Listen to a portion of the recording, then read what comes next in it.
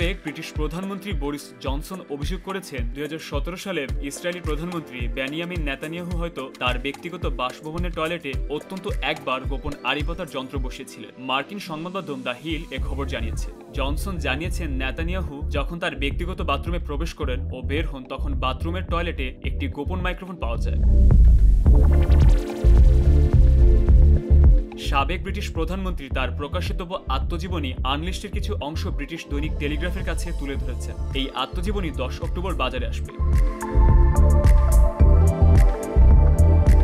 Johnson তার বইতে লিখেছেন তিনি সেখানে কিছু সময়ের জন্য অবস্থান করেন। এটি কাকতালীয় হতে পারে আবার নাও হতে পারে, কিন্তু পরে যখন নিয়মিতভাবে গোপন মাইক্রোফোন খোঁজার কাজ চলছিল তারা টয়লেটে একটি আড়িপাতার যন্ত্র খুঁজে পেয়েছিল। টেলিগ্রাফ যখন এই গোপন মাইক্রোফোন বসানোর বিষয়ে আরো বিস্তারিত জানার জন্য জনসনকে চাপ দেন তখন তিনি বিষয়টি এড়িয়ে যাওয়ার চেষ্টা করেন। তিনি পাঠকদের তার আত্মজীবনী পড়ার জন্য উৎসাহিত করেছেন। তিনি বলেন, এই পর্বের সম্পর্কে আপনাদের যা জানা দরকার তা বইয়ে রয়েছে।